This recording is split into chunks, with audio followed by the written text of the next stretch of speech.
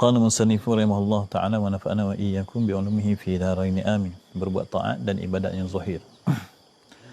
Kata Imam Hujjatul Islam Al-Ghazali yang dirahmati Allah Ta'ala, i'lam anna awamir Allah Ta'ala faraidu wa nawafilu wal fardu ra'sul mali wa huwa aslu tijarati wa bihi tahsulun najah wan naflu wa huwa ribhu wa bihi al-fawzu fid darajat. Baik, ini adalah analogi yang diberi oleh Imam Ghazali rahimahullah ta'ala untuk kalau bahasa orang putih ni dia kata water it down. Makna dia tu dipermudahkan kepada orang awam yang macam kita. Sebahagian daripada agama ni dia ada perkara yang bersifat kompleks, lagi-lagi yang perkara yang melibatkan hukum.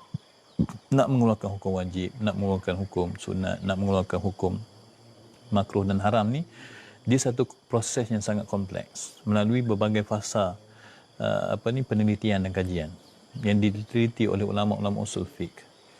Tapi apabila dia dah jadi hukum, dia agak mudah. Walaupun mudah, kadang-kadang kita ni masih dalam keadaan lupa. Ganti puasa ni macam mana, nak kena fidyah ke tak kena fidyah? Itu contoh. Jadi Imam Ghazali ni dalam cuba menerangkan tentang perintah Allah Ta'ala ni, dia menggunakan bahasa yang kira sangat mudah untuk kita faham. Dia kata, artinya wahai penuntut, ketahuilah bahawa segala ibadah yang disuruh oleh Allah Ta'ala yang maha tinggi dan yang maha mulia itu ada kalanya fardu, ada kalanya sunat. Dia kata, ibadah, tuntutan untuk beribadah kepada Allah. Ibadah ni dia kata masuk dalam dua kategori. Kategori pertama fardu, kategori yang kedua sunat. Apa fungsi fardu, apa fungsi sunat? Apa kedudukan fardu, apa kedudukan sunat? Bagaimana Imam Ghazali menggambarkan untuk memberi faham kepada orang awam macam kita.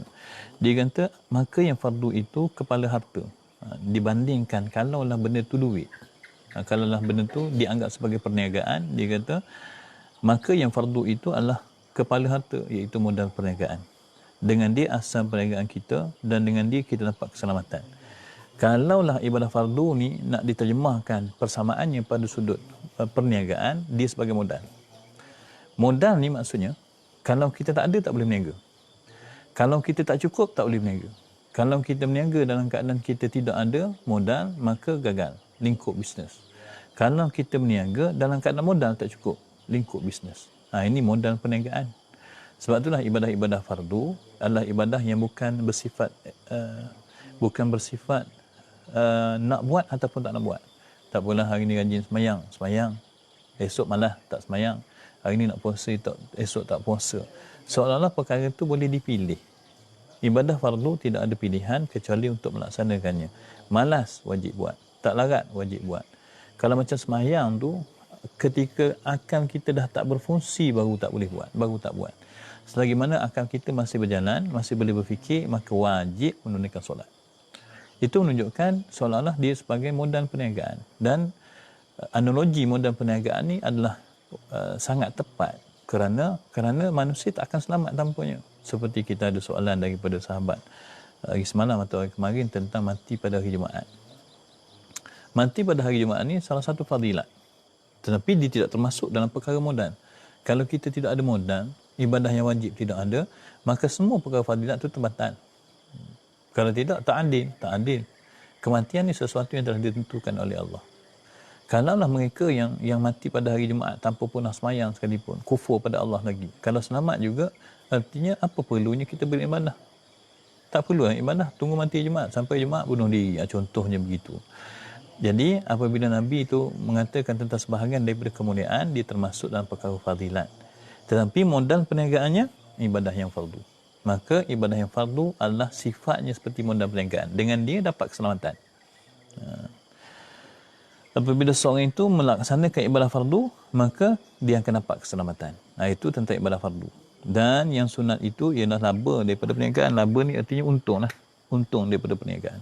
Dengan dia kita dapat kemenangan dan darjat dalam negeri akhirat dalam hampir pada Allah Ta'ala. Dan perkara-perkara sunat ni pula dianalogikan sebagai keuntungan perniagaan. Baik. Kalau kita berniaga atas muka dunia ni, contohnya kita laburkan RM50, kemudian kita beli tepung, kita beli pisang, kemudian kita goreng dan kita jual. Bila kita jual pisang ni, modal perniagaan kita RM50. Modal letih kita dalam RM20, RM30, RM50 lah, 100. 100. Modalnya 100. Jadi, bila kita berniaga, orang pisang banyak. Kemudian orang pun datang ramai beli. Beli. Goreng pisang masih banyak. Tapi modal dah beli modal. Dah cukup dah modal. Cukup dah 100. Ketika modal dah cukup 100, kita nak teruskan buka kedai sampai habis goreng pisang ke kita nak tutup sebab dah balik modal? Ini analogi yang mudah. Sudah semestinya, walaupun duit modal, kita berniaga bukan nak balik modal. Berniaga bukan nak balik modal. Yang nak balik modal tu adalah orang bersedekah ataupun orang yang menyumbang. Dia bukan berniat untuk mendapat keuntungan. Perniagaan untuk mendapatkan keuntungan. Maka keuntungannya adalah selepas kita balik modal, kita teruskan perniagaan. Perniagaan selepas tu dikira sebagai keuntungan. Dalam perkara ibadah juga begitu. Perkara yang wajib itu dianggap sebagai modal. Perkara yang sunat itu dianggap sebagai keuntungan perniagaan. Maka kalau dalam bab dunia kita boleh memahami, bila dah dapat modal perniagaan, kita akan teruskan perniagaan untuk mendapat keuntungan. Kerana kita faham yang kita nak adalah keuntungan, maka pada perkara akhirat seharusnya begitu. Oleh kerana yang fardu itu hanya modal, maka kalau kita buat, kita cuma balik modal. Bagaimana nak mendapat keuntungan? Keuntungan tu dengan menambah perkara yang sunat. Apa keuntungannya? Perkara sunat disebut oleh Imam Ghazali. Dengan perkara sunat tersebut, kita dapat kemenangan dan darjat di dalam negeri akhirat. Satu. Yang pertama, kita dapat darjat di negeri akhirat. Di negeri akhirat, darjat ahli syurga berbeza. Ada banyak darjat. Darjat tu sampai kita tak terkira. Banyaknya darjat. Baik. Antara yang membuktikan tentang berbezanya darjat ni adalah hadis Nabi SAW tentang orang yang berselawat kepada baginda SAW. Orang yang berselawat kepada baginda ni, setiap satu selawat menaikkan satu darjat. Setiap satu selawat menaikkan satu darjat. Cuba bayangkan, bukan satu Malaysia, satu dunia orang berselawat pada Nabi. Tiap-tiap kali sembahyang, Allahumma salli ala Sayyidina Muhammad wa ala ali Sayyidina Muhammad. Sekali dia sembahyang satu selawat. 1.5 bilion orang sembahyang pada satu waktu, dia akan dapat 1.5 bilion selawat. Dan dia akan meningkat 1.5 bilion darjat di sisi Allah. Nak cerita darjat ni banyak. Jadi yang membezakan darjat ni apa? Dia ada banyak perkara yang membezakan darjat. Oleh kerana kita sedang mengaji kitab ni, maka antara perkara yang membezakan darjat seorang adalah seseorang yang menambahkan amalnya dengan amal-amal sunat, maka dia punya keuntungan adalah di akhirat darjat mereka lebih tinggi daripada mereka yang tidak melaksanakan perkara sunat. Kalau dalam perkara dunia memang kita mengejar keuntungan, maka bagaimana nak mengejar keuntungan akhirat? Salah satu daripada perbuatan yang kita boleh lakukan adalah kita melaksanakan perkara yang sunat, kerana di sana tawarannya, keuntungannya adalah dia adalah mendapat darjat di negeri akhirat dan mendapat kemenangan di akhirat. Satu. Yang kedua, itu adalah faedah akhirat. Apa faedah dunia? Faedah dunianya adalah kita dapat hampir kepada Allah Ta'ala. Yang hampir kepada Allah Ta'ala ni berkait dengan hadis Nabi SAW yang kita nak baca ni. Kata Nabi SAW, Yaqulullah tabaraka ta'ala, ma taqarraba ilayya al-mutaqarribuna bimithli adai ma aftaratu alaihim wa la yazalu al-'abdu yataqarrabu ilayya bin nawafili hatta uhibbah fa idza ahbabtuhu kuntu sam'ahu alladhi yasma'u bihi wa basarahu alladhi yubsiru bihi wa lisanahu alladhi yantiqu bihi wa yadahu allati yabtishu biha wa rijlahu allati yamshi biha wa qalbahu alladhi yudmiru bihi. Sadaqa Rasulullah sallallahu alaihi wasallam. Dalam satu hadis qudsi, Nabi sallallahu alaihi wasallam sebut, Allah Subhanahu wa taala yang maha berkat dan yang maha tinggi telah berfirman dalam hadis qudsi. Dia kata, orang-orang yang ingin menghampiriku tiada menghampiriku dengan hanya melakukan seperti aku fardukan ke atas mereka. Maksudnya, di atas muka dunia, kalau kita tanya orang yang ada iman, siapa yang nak menghampirkan diri pada Allah? Rata-rata akan jawab, dia nak menghampirkan diri. Kecuali yang memang sifat munafik, terang-terangan, yang memang sifat fasik, tak nak kepada Islam ni, mereka memilih untuk memilih jawapan yang berbeza. Kadang-kadang dia kata, saya ada versi Islam saya sendiri. Kadang-kadang lah. Banyak lagi lah jawapan-jawapan lain. Yang mereka mengelak daripada perkataan nak menghampirkan diri pada Allah. Tetapi, asasnya kalau dia beriman, dia memang nak menghampirkan diri pada Allah. Soalnya bagaimana? Bagaimana nak menghampirkan diri pada Allah? Yang pertama, asas menghampirkan diri pada Allah, dia perlulah menyelesaikan perkara yang difardukan ke atas mereka. Kalau perkara yang difardukan itu tidak diselesaikan, tidak ada jalan lain untuk menghampirkan diri pada Allah. Macam lagu Raihan kan, iman tak dapat dimiliki dari seorang ayah yang bertakwa, ia tak dapat dijual beli, ia tiada di pasiran pantai. Walau apapun caranya jua, kamu mendaki gunung yang tinggi, kamu merentas lautan api, iman tidak dapat dimiliki. Kerana cara nak menghampirkan diri pada Allah tak lain tak bukan beribadah. Orang yang kata nak menghampirkan diri pada Allah tidak melaksanakan ibadah, pembohong, penipu. Jalan tu tak akan sampai pada Allah. Allah sendiri beritahu. Cara nak sampai pada Allah bagaimana? Dia kena selesaikan perkara yang wajib. Menyelesaikan perkara yang wajib bukan hanya dengan cara melaksanakan apa yang diperintah, bahkan menyempurnakan perintah tersebut dengan sesempurna-sempurnanya.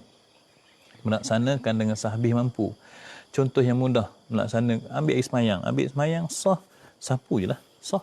Tapi bagaimana sempurna? Basuhannya 3 kali, di dalam setiap basuhan ada doanya, itu kesempurnaan. Mereka yang nak mendekati Allah, tidak boleh tidak, dia mesti melalui jalan melakukan ibadah kepada Allah. Ibadah yang mana? Ibadah yang wajib. Soalnya, okey, selesai dah, kita faham. Tak boleh tinggal ibadah yang wajib kalau nak mendekatkan diri pada Allah. Yang tu kita faham. Atau tak jalan lain lagi untuk menghampirkan diri pada Allah? Jawabnya ada. Kata Nabi SAW, sebaliknya ia hendaklah sentiasa mendekatiku dengan mengerjakan ibadat yang sunat hingga aku mengasihinya. Dah melakukan ibadah yang wajib, orang yang mendambakan untuk menghampirkan diri pada Allah, tak boleh tidak, dia perlu tambah dengan perkara yang sunat. Perkara yang sunat ini adalah momentum yang akan menyebabkan semakin hari semakin rapat dia dengan Allah. Sebab itulah orang yang hanya berdiri atas ibadah yang wajib, maka mereka akan beku. Tetapi kalau mereka menambahkan dengan perkara yang sunat, maka hari demi hari mereka akan dekat, makin dekat dengan Allah. Sebab tu orang yang nak dekat dengan Allah, nak tak nak perkara sunat, dia kena mula buat. Perkara ibadah sempurnakan, perkara sunat istiqamahkan, tambahkan. Jangan melihat perkara sunat tu seperti mana yang dilihat oleh orang yang malas melakukan ibadah. Siapa mereka? Wallahu a'lam. Dengan tafsiran Allah, perkara tu sunat je, tak perlu nak buat. Nanti kalau kita ada masa, kita buatlah. Ini alasan-alasan. Sedangkan pada perkara sunat ada rahsia yang besar. Orang yang nak taqarrub ila Allah, orang yang nak mendekatkan diri kepada Allah, maka mereka akan mulakan untuk melaksanakan perkara yang sunat. Apa perkara yang sunat? Banyak perkara sunat. Solat rawatib, baca bismillah sebelum makan, masuk lepas makan alhamdulillah, masuk tandah tu. Itu semua perkara sunat. Jadi perkara-perkara sunat ni apa kepentingannya? Di hari akhirat mereka akan dapat darjat yang lebih daripada orang yang tidak melaksanakan perkara sunat. Di atas muka dunia mereka berpeluang untuk mendekatkan diri pada Allah. Soalnya pula timbul persoalan.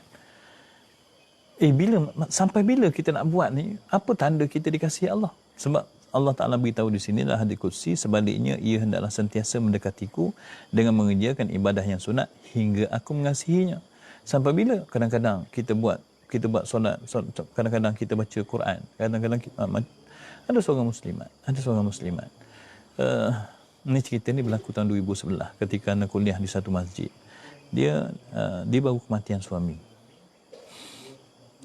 Dia cerita kat Ana tahun 2017, 2 tahun lepas, tapi cerita tu berlaku daripada tahun 2011. 2011 tu suami dia meninggal dunia. Ceritanya suami dia ni orang baik lah, dia kata memang orang baik. Ana tak kenal suaminya, tapi diberitakan dia sebagai orang baik. Dan suami dia ni setiap hari menasihati isteri. Dalam 5-6 tahun sebelum dia meninggal tu, dia selalu menasihati isteri, buatlah tahajud, buatlah duha. Tapi biasa ni muslimat ni dia beritahu, tapi biasalah ustaz, saya ni dengar tak dengar, gitu je lah, tak buat pun. Bila suami nasihat tu rasa macam tak berat pun nak buat. Kadang-kadang tu jadi marah juga, abang ni macam orang tak reti nak ibadat, itu nak cakap, ini nak cakap. Tu isteri dengan suami. Moga-moga Allah Ta'ala merahmati mereka dua. Si isteri masih lagi ada, tetapi dia kata banyak yang suami dia nasihatkan, tapi satu pun dia tak dengar. Sampailah tahun 2011 suami dia meninggal dunia. Bila suami dia meninggal dunia, apa yang berlaku adalah semua pesanan suami dia tu seolah-olah terasa menjadi tanggungjawab utama untuk dibuat. Rasa menyesal dia tak pernah mengikut saranan dan nasihat suami, sehingga selepas kematian suami dia rasa jadi tanggungjawab dia nak buat. Maka dia pun semua pesanan suami dia buat, sampai dia kata hari itu penuh dengan ibadah. Kalau ikut semua pesanan suami dengan sedekah, dengan baca Quran, dengan zikir tu, dengan selawat ni, dengan sembahyang malam, dengan buat ibadat-ibadat ni, penuh masa dia.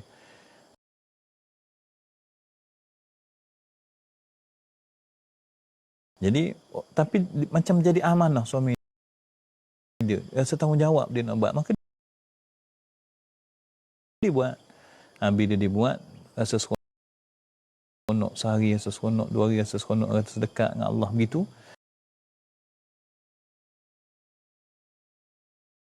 Kemudian masuk je 2 minggu, 3 minggu, dia dah terasa berat. Rasa berat, lalu satu persatu tertinggal. Sampai ada dia kata hujung tahun 2012, daripada banyak-banyak tu tinggal 2 perkara je yang kekal. Yang pertama dia kata solat duha. Yang kedua dia kata baca Quran 1 juzuk sehari. Subhanallah, 1 juzuk sehari. Allahu Akbar. Itu rezeki Allah Ta'ala beri pada dia. Baik, bila dia buat,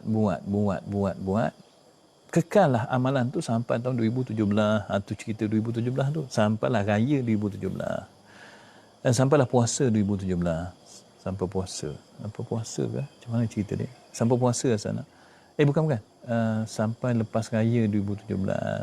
Jadi anak dia tak ramai, cuma ada 3 orang. 2 orang ni balik raya, seorang tak balik. Seorang ni manja dengan mak, dah ada isteri, dah ada anak, duduk di Kuala Lumpur. Jadi oleh kerana tak dapat nak balik raya tu, selepas raya tahun ni wallahu alam semua tak boleh balik agaknya. Jadi lepas raya tu dia minta mak dia datang rumah. Mak dia ni dia tak suka tinggalkan rumah sebab dia nak amalan tu dibimbang tinggal. Jadi bila dah anak yang apa ni tak balik raya, jadi mak sian, maka mak pergilah. Pergi ke sana tu, rumahnya agak kecil. Rumah flat kecil. Jadi anaknya masih kecil-kecil. Jadi maknya nak beribadah tu payah. Nak solat duha payah, nak baca Quran payah. Akhirnya apa yang berlaku adalah bila hari pertama datang, solat duha boleh semayang lagi. Tetapi nak baca Quran, nak baca siang, anak bising, orang yang dah berumur ni, suara kanak-kanak ni kadang-kadang mengganggu kan. Sebab itulah kalau kita balik rumah mak kita, janganlah balik sampai 3 minggu, sampai sebulan. Sebab dia nakkan ketenangan. Sampai masa dah dia memerlukan kepada ketenangan. Jadi anak-anak ni balik, kalau boleh uruskan anak sendiri, dengan suruh mak basuh berak anak. Janganlah. Benda tu berlaku, bukan tak berlaku. Benda tu berlaku. Tapi moga-moga tak berlaku di antara kita. Jadi apa yang berlaku adalah, dia nak baca Quran tak dapat. Nak baca sebelah siang tak dapat. Nak baca sebelah malam pun, nak buka lampu, bimbang mengganggu dan sebagainya. Akhirnya tak baca. Hari pertama tak baca Quran. Apa berlaku? Malam tu dia mimpi. Dia mimpi suami dia hantar Quran kat dia. Dia mimpi. Lepas tu dia terjaga tu, rasa macam salah. Tapi tak boleh nak baca Quran, rumah sempit. Dan hari kedua tak mampu lagi baca Quran. Cari masa tak dapat. Duha pun dah tak buat dah hari kedua. Jadi ketika malamnya dia tidur dalam keadaan resah. Tidur, mimpi lagi. Mimpi malam kedua ni Ana tak ingat. Ana lupa mimpi malam kedua. Kemudian pagi esoknya masih lagi tak boleh baca Quran. Masih lagi tak boleh salat duha. Tidur malam ketiga tu mimpi. Mimpi malam ketiga ni dia mimpi Tok Guru Ni Aziz, almarhum Tok Guru Ni Aziz datang bacakan 1 juzuk Quran kepada dia. Dia pun terjaga dalam pukul 3 lebih tu, kejut anak dia kata dia nak balik. Dah 3 hari tak baca Quran, macam-macam mimpi, dia kata dia nak balik. Kemudian anak dia ni terpaksa minta cuti pada hari keempat, pagi-pagi tu hantar mak dia balik. Mak dia berkeras nak balik. Jadi sampai di rumah apa dia buat? Dia kata sampai di rumah ambil sembahyang, solat duha ganti 2 hari yang dia tak buat, dia baca Quran 3 juzuk. Habis baca tu terasa macam lapang hati dia. Terasa macam teralih satu beban besar. Ini orang yang telah pun mendapat kasih sayang Allah. Perkara yang berat pada orang lain ringan pada dia. Ini orang dapat kasih sayang Allah. Kemudian cerita dia bersambung lagi tahun lepas. Dia pun kata makcik ni dah lama dah baca Quran, sejuzuk sehari. Tapi soalnya macam mana kasih sayang Allah ni? nak sangat rasa kasih sayang Allah. Baik. Ni kita baca ni tentang kasih sayang Allah. Apa dia tanda-tanda yang dikasihi oleh Allah? Ada tanda tak? Sebab ada orang bersoal, saya buat ibadat dah lama, tak rasa pun kasih sayang. Kadang-kadang terdetik juga kat dalam diri kita ni, aku ibadat dah lama, tapi tak rasa juga kasih sayang. So, kasih sayang Allah tu bagaimana bentuknya? Sehingga seorang tu mengetahui dia berada dalam kasih sayang Allah. Dan atau adakah kita baca. Susah sangat nak bercakap. Baik.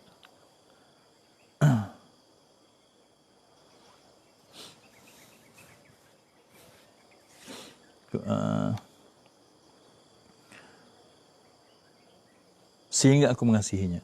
Kemudian Allah Ta'ala sambung dalam hadis kursi ni, maka apabila aku mengasihinya, Allah Ta'ala sebut dah. Apa tanda-tanda orang dikasihi oleh Allah?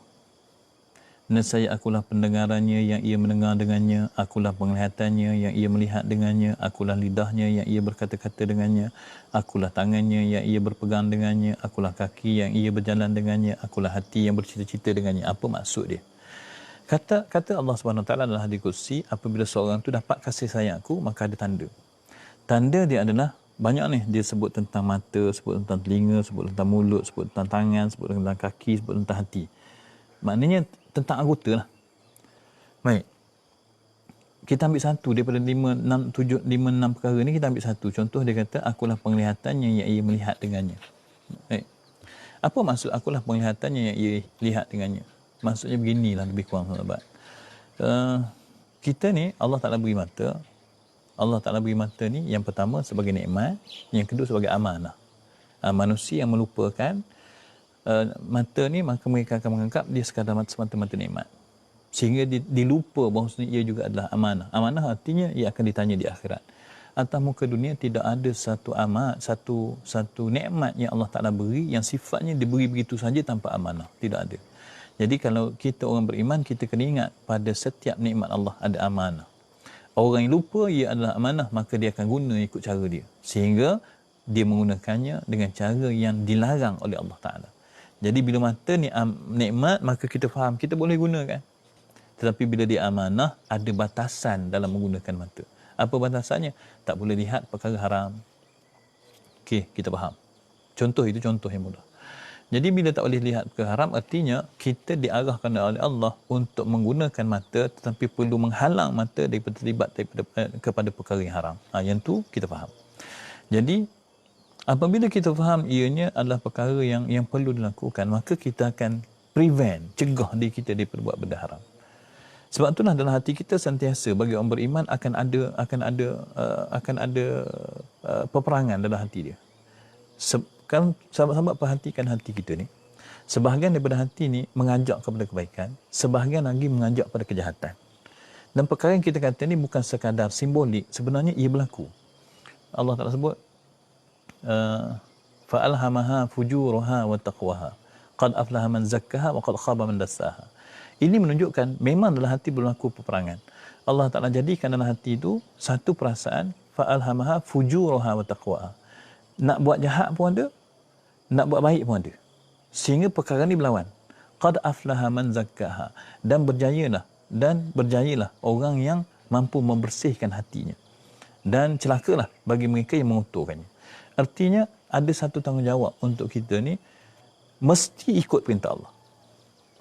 Maknanya bila mata dilarang untuk melihat pada maksiat, jadi berlaku pertentangan dalam hati. Nak buat satu, nak tinggalkan satu. Bila berlaku pertentangan ni, kita secara jujurnya, bila berhadapan dengan maksiat akan wujud pertentangan dalam hati. Soalnya banyak kali menang ke banyak kali kalah? Ni contohnya ada maksiat depan mata, hati kata jangan buat, separuh kata buat. 10 kali maksiat berlaku, berapa kali kebaikan menang, berapa kali kejahatan menang? Numbers yang kita ada tu, kalau 10 kali kejahatan, ada orang 10 kali berlawan, 10 kali kalah. Kalah artinya dia tetap terus melakukan dosa walaupun ada perlawanan dalam hati. Pertentangan nak buat baik tu ada, tapi tewas. Setiap kali berlawan tewas, setiap kali berlawan tewas, setiap kali berlawan tewas. Ada orang menang sekali, 9 kali salah, 9 kali kalah. Yang tadi KO terus 10-0. Ada orang menang sekali, kalah 9 kali. Ada orang menang 2 kali, kalah 8 kali. Ada tak orang yang menang selalu menang? Sentiasa dalam keadaan menang. Ataupun orang yang 10 kali lawan ni 9 kali menang, sekali kalah. Pada peringkat kita ni, sahabat rahmati Allah, kita tahulah jawapan masing-masing. 2, 3 kali menang mungkin, kadang-kadang 10 kalah. Lemahnya kita. Kenapa? Kenapa kita jarang menang? Sebab kita ni memang manusia yang lemah. Allah Ta'ala ciptakan kita dalam kelemahan. Allah tahu kita lemah. Sebab dia ciptakan kita dalam kelemahan. Bila Allah Ta'ala beri amanah, Allah tahu kita tak akan mampu untuk melaksanakan seperti yang Allah Ta'ala minta. Kecuali di sana akan wujud kecacatan. Sebab tu dia sediakan jalan taubat. Kalau Allah Ta'ala mengharapkan kita ni buat belaka, tanpa melanggar perintah dia, maka dia tak sediakan jalan taubat. Jadi kalau jatuh dalam dosa, tak ada cara dah untuk repent. Tak ada cara dah untuk kembali pada Allah. Dosa sampai matilah. Tapi oleh kerana Allah Ta'ala mengetahui kita ni lemah, maka disediakan jalan taubat. Baik. Tetapi bagi orang yang mendapat kasih sayang Allah, Allah Ta'ala kata, akulah penglihatannya yang ia melihat dengannya. Ketika dia melihat, ketika dia melaksanakan amanah, ketika dia sedang berlawan untuk perkara dosa ni, maka di sana ada bantuan daripada Allah. Allah Ta'ala lah yang mengawal matanya, sehingga ketika dia nak melakukan kejahatan, berlaku perbalahan di dalam hatinya dengan pertolongan Allah, maka dia ni orang yang lebih mudah untuk menang. Tanda orang yang dikasihi oleh Allah adalah dia mudah meninggalkan maksiat. Mudah meninggalkan maksiat tu kenapa? Kerana anggotanya dijaga oleh Allah. Bagi kita yang apabila bertembung dengan maksiat, mudah untuk meninggalkannya, itu tanda kita berada dalam kasih Allah. Itu tanda kita berada dalam kasih sayang Allah. Jadi kasih sayang Allah tidak dibelai dengan harta yang banyak. Kasih sayang Allah tidak dibelai dengan pangkat yang besar. Tidak dibelai dengan kesenangan. Allah sesuatu yang menjadi kesalahan apabila seorang menganggap harta yang banyak tu tanda Allah kasih. Kasih Allah tidak diukur pada sudut banyaknya harta, tidak diukur pada sudut banyaknya pangkat, tapi kasih Allah diukur pada hati seseorang. Sebab itulah kasih Allah tu orang lain tak boleh nak rasa. Orang yang dikasihi oleh Allah, hatinya sahajalah yang menyedarinya. Jika dia cukup mudah untuk meninggalkan maksiat, maka itu tanda dapat kasih Allah. Sehingga orang yang dekat sangat Allah 10 kali bertarung dengan dosa, 10 kali dia menang. Akibatnya apa? Sehari-hari tak buat dosa, hari-hari tak buat dosa, akibatnya syurga. Jadi itu adalah faedah melaksanakan perkara yang sunat. Sebab tu perkara sunat tak boleh dilihat sebagai perkara yang mudah, perkara yang alah, buat tak apa, tak buat tak apa. Di atas muka dunia, mereka yang melaksanakan perkara yang sunat, keuntungannya adalah muqarrabun, orang yang rapat dengan Allah. Apa faedah orang yang rapat dengan Allah? Orang yang dikasihi oleh Allah, mereka lebih mudah untuk menuruti perintah Allah Subhanahu Wa Taala. Itu perkara sunat. Jadi perkara sunat kita tak boleh lihat sebagai alah sunat je. Tak boleh. Tak boleh kata alah sunat je, tak boleh. Sebab di dalamnya mempunyai laba. Ni kata laba, keuntungan yang besar. Kalau keuntungan duit ni boleh pakai, keuntungan dengan perkara yang sunat, maka dunianya dipermudahkan oleh Allah. Kadang-kadang dunianya susah. Bukan mudah, susah. Tetapi yang mudah merasa susah, rasa mudah, sifat hati. Orang tengok Allah susahnya dia. Dengan motor buruk contoh. Ataupun dengan kerja tak berhenti-henti. Orang lain lapang masa, dia sempit masa. Kadang-kadang bila kita nilai daripada pandangan diri kita, kita tengok orang susah. Tetapi susah dan senang tu sebenarnya dalam hati seseorang. Walaupun orang tengok kita contohnya susah, tapi kalau Allah Ta'ala lapangkan hati kita, maka sebenarnya kita rasa senang. Sebab susah dan senang tidak boleh diukur pada banyaknya harta. Susah dan senang tidak boleh diukur pada tingginya pangkat. Susah dan senang diukur pada betapa lapang hati dia menerima keadaan sekarang. Kita tidak menganjurkan umat Islam jadi miskin, bukan. Tetapi di mana sahaja tempat kita diletakkan oleh Allah, andai kata hati kita dilapangkan oleh Allah, maka senang kita. Di mana juga tempat kita berada diletakkan oleh Allah, kaya, miskin dan sebagainya, tapi hati kita disempitkan oleh Allah, maka susah kita. Jadi susah dan senang itu adalah kerja hati. Bila dia kerja hati, dia berkait dengan Allah Ta'ala. Bagaimana mereka nak mendapatkan kesenangan, maka mereka yang nak mendapat kesenangan adalah dengan cara melaksanakan perkara yang sunat sehingga dikasihi oleh Allah. Bila Allah mengasihinya, Allah melapangkan perjalanan hatinya untuk menjadi hamba dan dijauhkan perjalanan hatinya untuk mendapat kemurkaan daripada Allah. Sahabat, sekali lagi Anda beritahu pentingnya perkara sunat. untuk meningkatkan hubungan dengan Allah. Jadi jangan lihat perkara sunat itu sebagai perkara yang mudah-mudah. Pegang tasbih, zikir pada Allah, sedekah, baca Quran, solat duha, solat tahajud, melakukan kebaikan, senyum dengan orang. Itu perkara-perkara sunat yang kadang-kadang kecil. Tengok berjalan di jalanan, tengok ada sampah, sesuatu yang bahaya ke orang, ambil buang ke tepi. Kecil je perkara tu. Perkara-perkara kecil lah sering kali ditinggalkan oleh kita. Dan perkara-perkara kecil ni jangan dilihat sebagai perkara yang mudah dan perkara yang tidak ada harga. Harganya sangat besar sebab perkara sunat menjemput seseorang mendekati Allah atas muka dunia. Dan akhirnya perkara tu terang untuk kita untuk kita kongsikan bersama. Wahai penuntut, ketahuilah engkau, dia nak masuk dalam tajuk seterusnya lah. Wahai penuntut, ketahuilah engkau tiada mampu mengerjakan segala ibadah yang disuruhkan oleh Allah Ta'ala itu. Imam Ghazali sebut. Baik, duk kata nak tambah benda sunat. Bukan senang. Kata Imam Ghazali rahimahullah ta'ala, tak mampu. Engkau tiada mampu mengerjakan segala ibadah yang disuruhkan oleh Allah. Mana mampu kita nak buat? Senaraikan semua perkara sunat, cuba buat. Yang kata semua, satu pun kadang-kadang payah nak buat.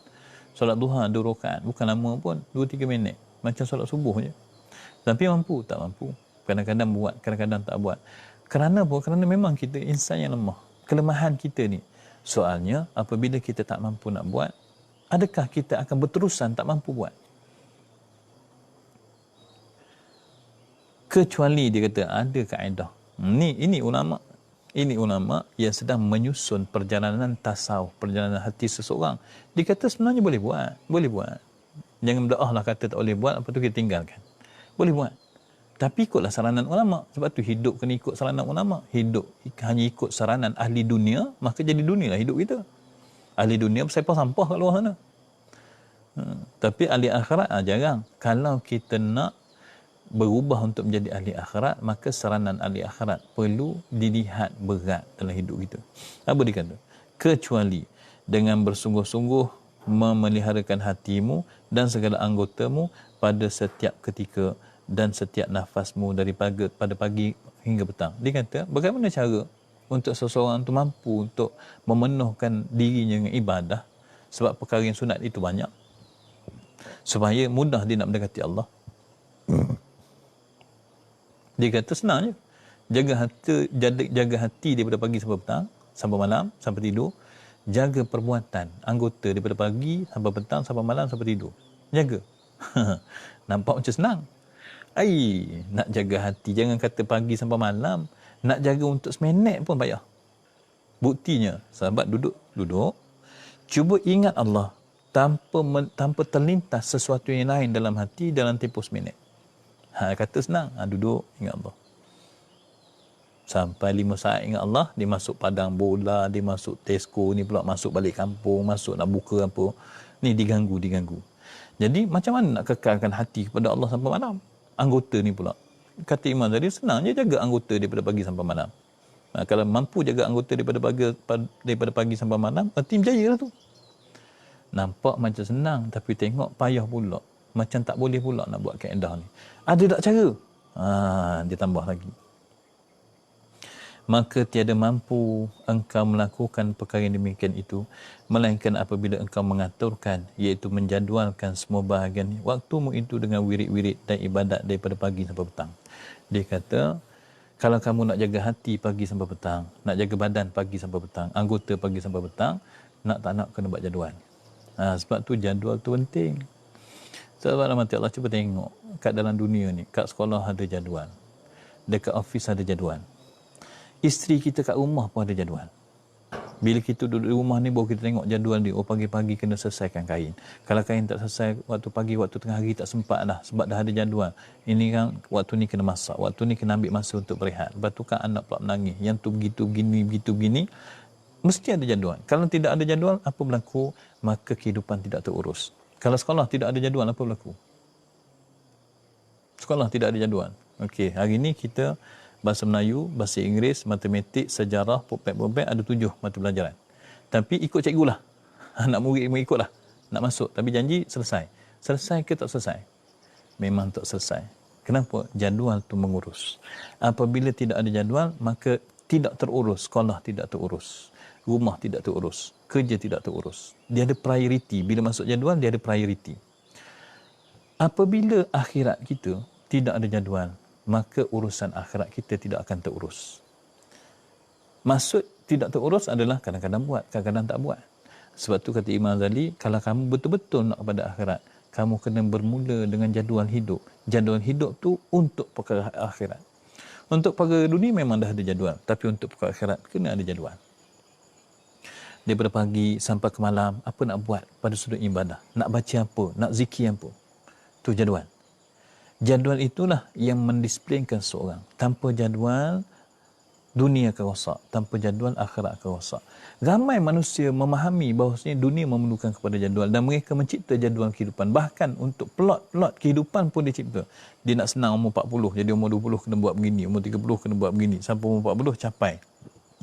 Tercapai matlamat kerana jadual yang kemas. Tapi tiba-tiba untuk perkara akhirat, tak ada jadual. Sebab tu perkara akhirat kita sangat cacar merbah. Sebab tu perkara akhirat kita sangat menduka citakan. Setiap perkara pencapaian akhirat tidak dijadualkan. Tidak dijadualkan. Tidak di SOP-kan. Tidak di PDCA. Plan, do, action, check. Kita tidak melakukan perkara-perkara yang kos-kos efektif untuk meningkatkan kebolehdapatan kita dengan dunia ni. Dunia ni okey begini, kita nak tingkatkan, kita kena perbaiki yang ni. Bila kita plan, okey, bila kita plan, kita buat. Bila buat ada kesalahan, kita perbaiki plan. Kita check, lepas tu kita perbaiki plan, lepas tu kita buat. Cuba tengok kesungguhan kita untuk menjadualkan kehidupan dunia. Tapi untuk akhirat, Allah sedihnya. Untuk akhirat sedihnya kehidupan kita.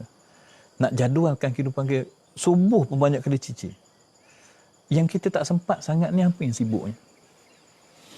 Sahabat Anas sebut, Ustaz, kalau kita kata kita sibuk lah, kalau kita kata kita sibuk, cuba tengok apa yang kita boleh istiqamah, apa yang kita boleh konsisten. Contohnya, dulu kalau masa anak kecil, dia ada cerita tentang, dia ada cerita pagi Sabtu cerita kartun. Pukul 9 pagi, mesti ada cerita kartun. Jadi kita ni yang tak ada FB, tak ada NSAP begini, tak ada lagi masa kecil tu. Jadi kita ni, setiap hari Sabtu 9 pagi, kita dah jadual akan duduk depan TV. Sampai cerita tu, walaupun bertahun, kita tak miss. Kita tak miss cerita tu. Dulu ada cerita Venezuela tu, cerita apa? Ayam Mo kan. Masa tu anak baru tingkatan berapa. Ketika tu kita duduk di rumah dan cerita tu ada Selasa, Rabu, Khamis dulu.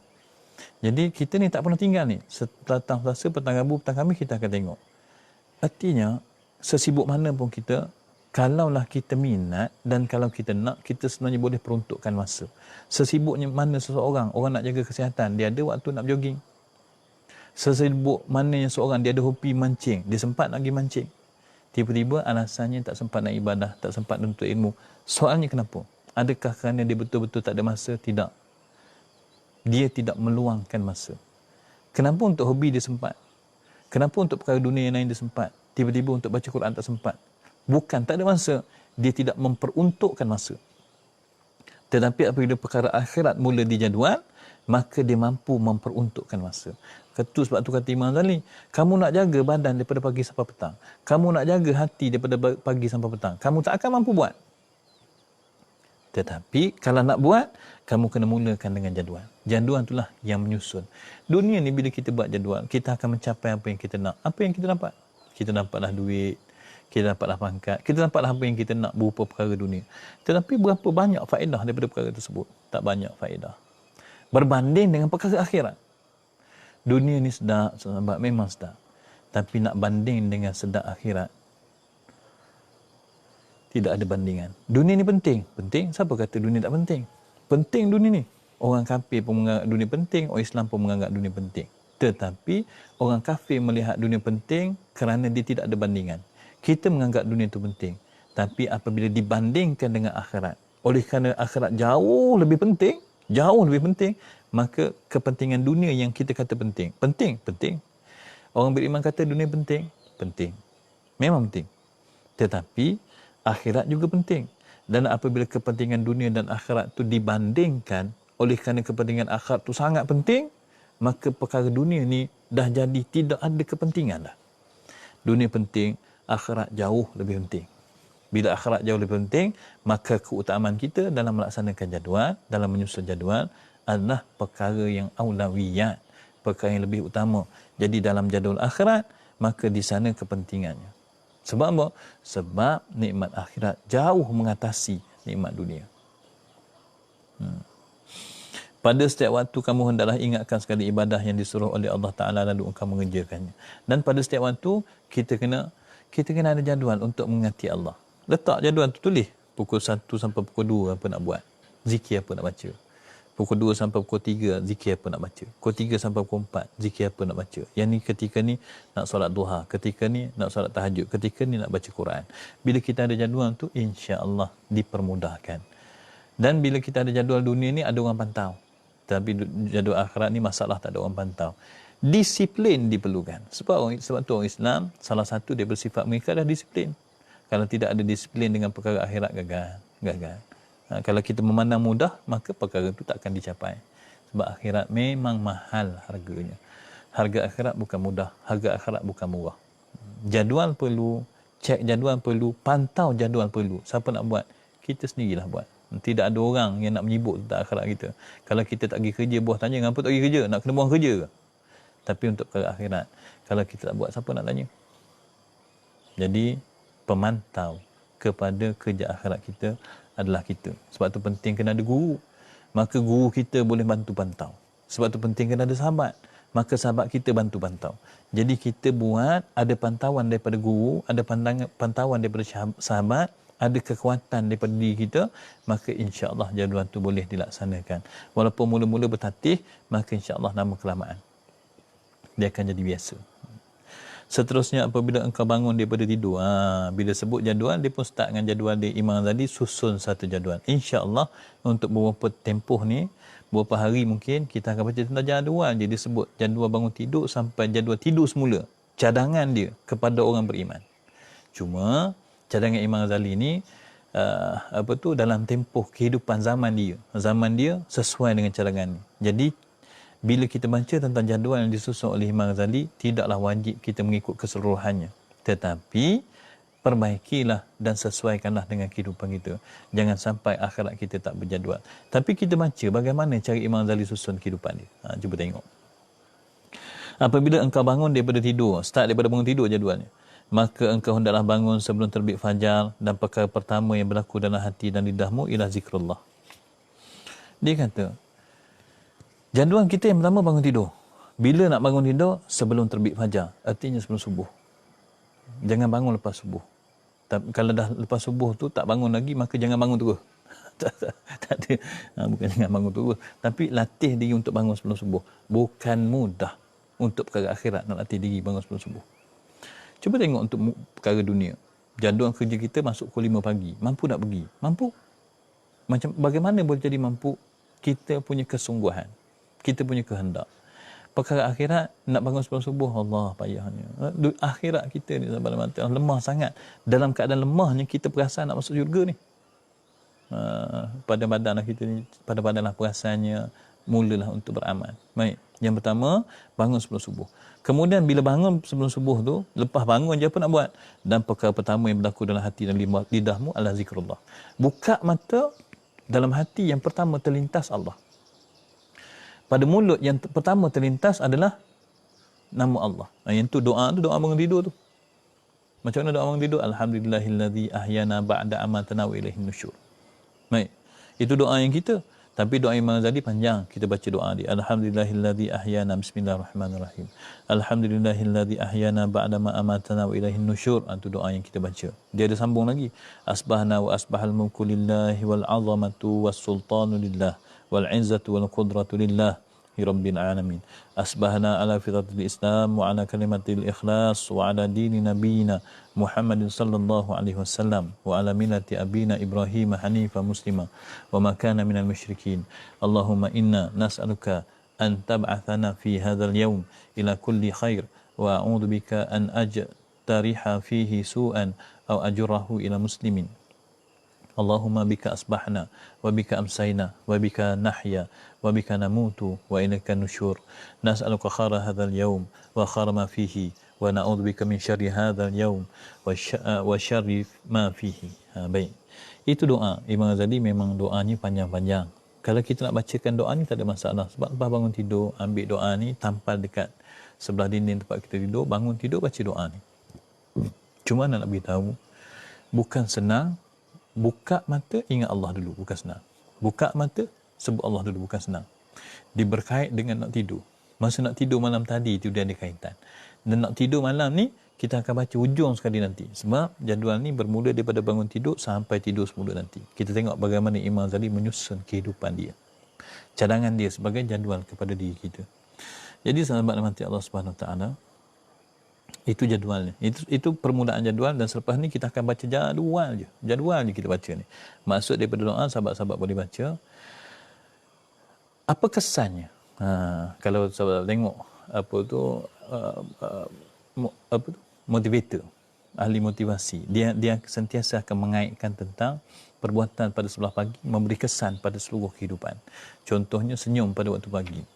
Kata ahli motivasi, orang yang senyum pada waktu pagi ni, senyum tu dia akan menggembirakan hati, dan orang yang gembira hatinya pada waktu pagi, kegembiraan tu akan berkekalan sampailah tidur. Tapi bagi orang yang bangun tu serabut je. Bangun tidur serabut, lepas tu nak bangun daripada katil, tersangkut baju kat kerusi, koyak Allah, koyak pula baju. Dah bangun ambil kain tuala, capai kain tuala, pakai kain tuala, nak pergi mandi, nak buka pintu, tiba-tiba patah tumbuh pintu. Macam-macam. Dah buka pintu patah, dah makin marah ni. Kemudian tutup pintu, terapik pula tangan. Mandi tengok tak ada air, kena pergi pula belakang untuk tengok paip mana yang pecah dan sebagainya. Dia jadi serabut waktu pagi ni, dia akan bawa serabut sampai waktu petang. Senyum pada waktu pagi, kegembiraannya pada waktu petang. Sebenarnya sahabat rahmati Allah, Islam dah mengajar awal dah. Kalau pada waktu pagi itu seseorang tu kuat ingatannya pada Allah, insya-Allah kekuatan ingatan tu akan kekal sehingga petang. Sebab itulah waktu pagi hatinya yang pertama ingatnya Allah, lidahnya yang pertama kalamkan nama Allah. InsyaAllah ingatan tersebut akan kekal hingga waktu petang. Apabila engkau makan kain, last untuk hari ni, panjang sikit hari ni. Apabila engkau makan kain, bila dah bangun tidur tu, pakai kain lah. Nak bersiap, nak pergi semayang lah ni. Apabila engkau makan kain, hendaklah diniatkannya mengerjakan surah Allah Ta'ala. Pada menutup aurat, bila kita makan pakaian kita, nak bersiap ni, nak pergi surah masjid ni, maka pastikan niatnya kerana menurut perintah Allah untuk menutup aurat. Jangan mengqasatkan pemakaian itu supaya dipuji orang, kerana qasat demikian riak dan haram. Jadi sahabat rahmati Allah, ingat, bila kita pakai baju, maka niatkan untuk menurut perintah Allah. Dan pesanan ni khusus kepada golongan wanita. Golongan wanita dia lebih cenderung ataupun dia lebih dekat dengan fitnah untuk dilihat lawa di sisi manusia. Orang lelaki ni jarang kecuali dapat baju baru, kecuali badan dia sadu, contoh. Dia ada niat bila pakai baju tu nak tunjuk pada orang. Tapi orang perempuan bila duduk depan cermin tu kena pastikan betulkan niat tu. Betulkan niat. Jangan sampai kita jadi dalam keadaan tak perasan kita berhias untuk dilihat oleh lelaki lain. Perkara tu haram. Jaga apabila kita melaksanakan sesuatu menghiasi diri, maka cuba tengok niat. Perhatikan niat tu. Jangan sampai kita pakai baju baru ni, jubah baru nak pergi sembahyang subuh, pakai jubah baru ni, terasa dalam hati tu nak bagi tunjuk orang. Yang tu jadi haram. Walaupun dia tutup aurat, tapi perbuatan dia haram. Tutup aurat haram. Ketika kita pakai baju, ketika kita berandak cermin, ketika kita menghiaskan kita punya tubuh badan ni, maka pastikan niatnya kerana Allah, menurut perintah Allah. Jangan sampai niatnya untuk satu perkara yang lain. Boleh jadi kalau untuk manusia, untuk dilihat, maka dia jadi perkara yang haram. Dapat dosa, sia-sia. Jadi sahabat rahmati Allah, yang mempunyai kecantikan, yang mempunyai kelebihan pada serupa, maka sembunyikanlah. Supaya, dan janganlah gunakan dia untuk menarik perhatian orang. Kerana di sana ada qasad riya. Apabila kita berhias, apabila kita menutup aurat bukan untuk Allah tapi untuk manusia, itulah definisi riya. Melakukan satu perkara ibadah tapi untuk dilihat oleh manusia. Kaitannya lagi anda kaitkan tadi dengan orang perempuan jaga-jaga, bila ngadak cermin nak pergi kerja, berhias, pakai tu pakai ni, maka apa tujuannya? Jadi elakkan daripada perkara itu. Ambillah sunnah yang telah ditetapkan oleh Nabi SAW. Ikutlah syariat Islam. Yang syarat-syarat tu ngaji dalam kitab fiqh lah. Tapi nak sebut kata boleh jadi perbuatan kita kononnya untuk berhias ini, kononnya untuk tutup aurat ni boleh jadi haram. ketika kita melaksanakannya dengan niat untuk mendapat keredaan di sisi makhluk. InsyaAllah selesai bab yang kedua. Kita akan masuk tak selesai bab yang kedua, kita masuk berbuat taat ibadat yang zahir. Itu jadualnya. Lepas ni kita masuk adab qada hajat. Fasa yang pertama qada hajat. Qada hajat ni tajuk yang kita dah tahu dah, tapi kenapa mengaji juga? Dia termasuk dalam jadual, disusun jadual bangun tidur, lepas bangun tidur mesti berurusan tandah, qada hajat lah, mandi wajib lah, tayamum lah, wuduk lah. Dia selesaikan yang tu dulu, nanti dia akan masuk pergi ke masjid pada waktu subuh, balik masjid waktu duha, waktu zuhur, waktu asar sampai waktu isyak apa nak buat.